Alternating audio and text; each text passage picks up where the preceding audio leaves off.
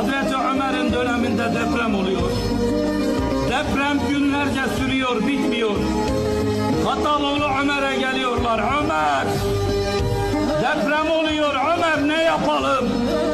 Hazreti Ömer diyor, gidin tövbe edin. Gidip tövbe ediyorlar. Ömer, tövbe ettik. Gidin namazlarınızı kılın. Helalleşin birbirinizle. Çünkü deprem zulümden olur diyor Hazreti Ömer. Ve gidip helallaşıyorlar. Deprem halen durmuyor. Hattaloğlu Ömer eline bir kamçı alıyor.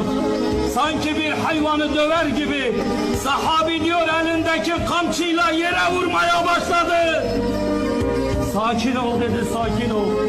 Senin üstünde tövbe edenler var. Senin üstünde Allah'a iman edenler var.